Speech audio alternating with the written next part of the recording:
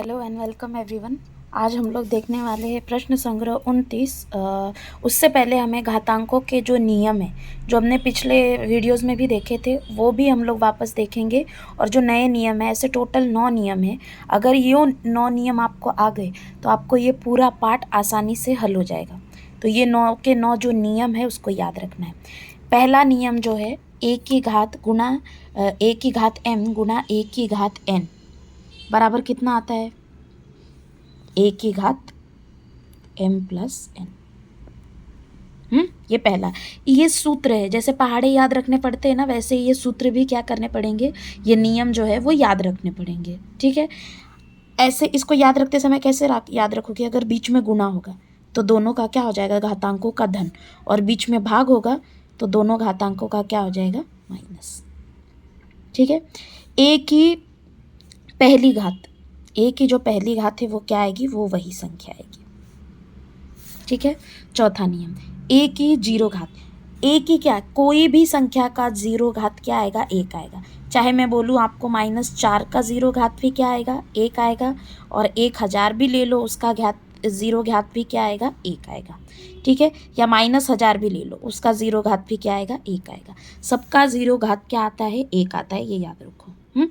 a की घात -m, a की घात -m, अगर हमको इस m को प्लस करना होगा तो हमें क्या करना पड़ेगा? 1/a की घात m, ये नियम याद रखना पड़ेगा। ठीक है, अभी इन दोनों का गुना है और इसकी घात क्या है? m, तो हम इसे सेपरेट भी ले सकते हैं, यानी a की घात m गुना b की घात m। यानी अगर इनके बीच में गुना है तो उनको क्या कर दो? सेपरेट करके लिख लो, और पावर दोनों को जाएगी, घातांक दोनों को जाएगा, a को भी जाएगा b को भी जाएगा। सेम भाग में भी भाग है और a और b का, तो ये घात दोनों को जाएगा, मतलब a की घात m होगा और b की घात m होगा, दोनों को जाएगा, वो a को भी जाएगा b को भी जाएगा। और अब ये a की घात m है, इस पूरे की घात क्या है? n है। ऐसे में क्या होगा? ये दोनों घातांकों का गुना होगा, m गुना n, दोनों का क्या होगा? गुना होगा।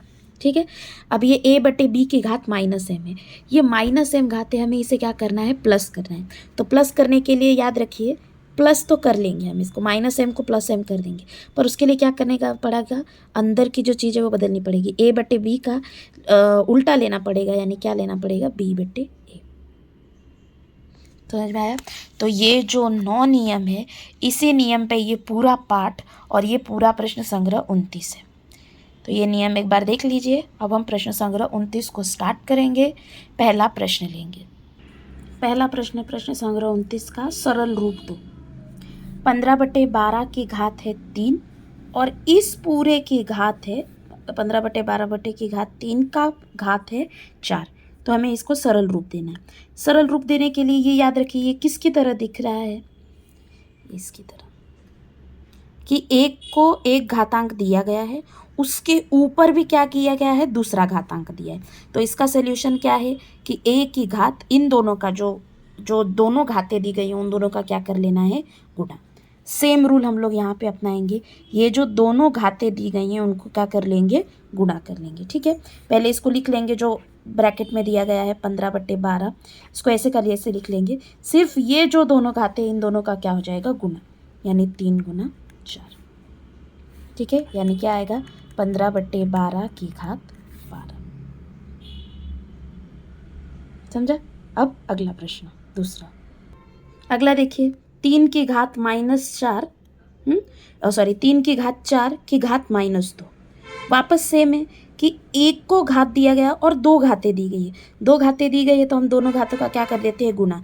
तो यहाँ आएगा 3, और इसकी घात क्या आएगी? ये दोनों का गुना, 4 और -2 का गुना, 4 और -2 का गुना, 4 दूनी 8 और ये माइनस साइन, यानी 3 की घात -8, ये आएगा उत्तर।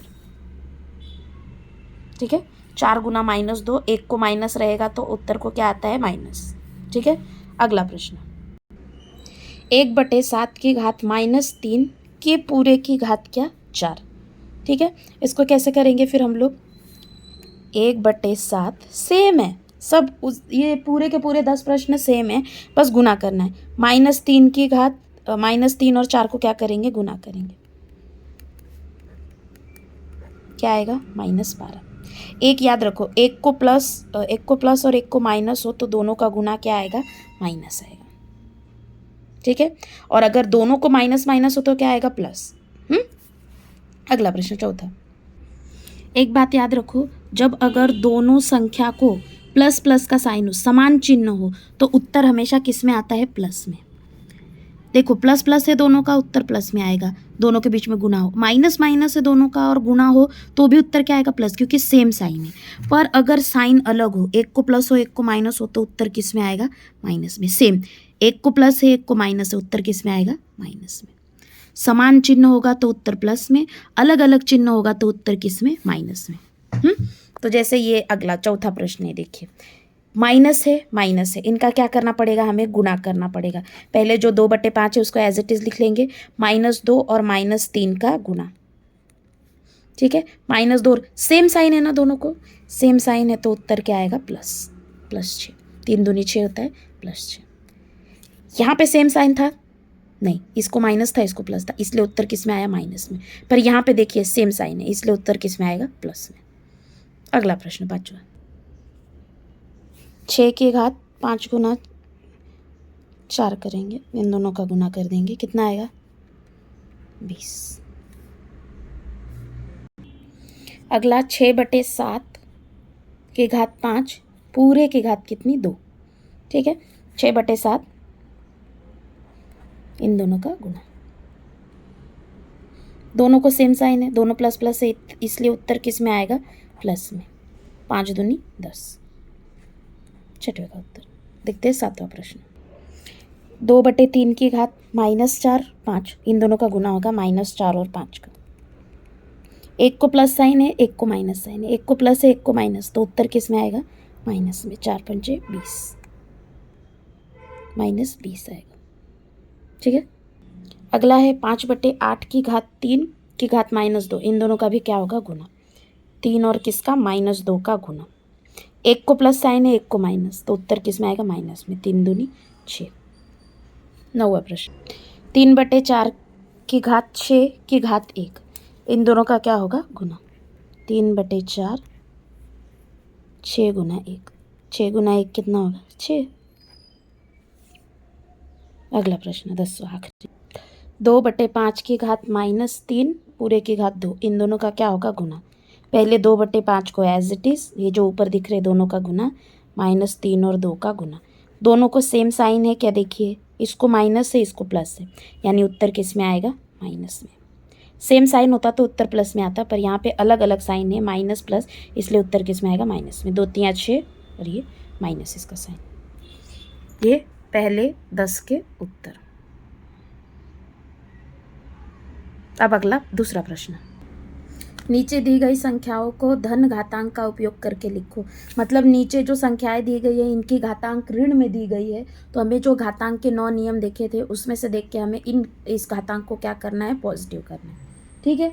अभी यहाँ पर देखिए क्या है कि बटे में 2 संख्याएं हैं, ठीक है, और उसकी घात क्या है, माइनस है। तो ऐसा कौन सा रूल है घातांक का कि बटे में संख्याएं हो, ये 9 रूल देखिए, बटे में संख्याएं हो और उनकी घातांक ऋण संख्या हो, या 2 ही जन में घातांक ऋण संख्या है, एक यहाँ पे और एक यहाँ पे, पर उसमें सिंगल अंक है क्या, नहीं, उसमें बटे में संख्या है, बराबर। इसलिए हम कौन सा रूल अपनाएंगे, ये वाला। ये रूल क्या कहता है कि इसकी जो घातांक है वो धन हो जाएगी, पर अंदर की संख्या को क्या करना पड़ेगा, ऊपर का नीचे नीचे का ऊपर। जैसे ए नीचे गया है बी ऊपर आया है, वैसे सेम हम लोग क्या अपनाएंगे, यहाँ पे अपनाएंगे। इसकी जो घातांक है 2/7 की जो घातांक -2 है उसको हम +2 कर देंगे, बराबर, +2 कर देंगे। पर +2 करते समय हम लोग क्या चेंज करेंगे कि ये संख्या ऊपर के नीचे नीचे के ऊपर, 2/7 का क्या होगा, 7/2। समझा। अगला प्रश्न है 11/3 की घात -5। सेम, -5 को क्या कर देंगे हम लोग, +5, पर उसके लिए एक रूल अंदर चेंज करेंगे। 11/3 को क्या करेंगे, 3/11, ठीक है। अगला प्रश्न सेम, अगला प्रश्न भी 1/6 की जो घात है -3 उसको हम +3 कर देंगे, पर +3 करते समय क्या करना पड़ेगा, इसको उल्टा। 1/6 को क्या करना पड़ेगा, 6/1। ये 6/1 कितना होता है 6, इसको हम ऐसे भी लिख सकते हैं, या तो ऐसे रहने दो या तो ऐसे रहने, दोनों चलेगा। आखिरी प्रश्न, ये देखिए y की घात -4, ये बाकी के प्रश्न की तरह है क्या, बटे में है क्या, नहीं, यानी हमको रूल दूसरा अपनाना पड़ेगा। अब ऐसा रूल देखना पड़ेगा जिसमें सिंगल संख्या के ऊपर ही माइनस हो। तो ऐसा कौन सा रूल है, ये वाला, कि अगर सिंगल संख्या के ऊपर माइनस हो तो हम उसे प्लस में कर सकते हैं घातांक को, पर उसके लिए क्या करना पड़ेगा, उस संख्या को हमें सिर्फ बटे में लिखना पड़ेगा। ठीक है, तो वैसे ही करेंगे हम। ये y की घात -4 है ना, तो इसको क्या करना पड़ेगा, 1/y की घात +4, बस उसको 1/, में लिख दो और -4 का क्या हो जाएगा, +4। ये हो गया दूसरे का प्रश्न। सभी के उत्तर देख लीजिए।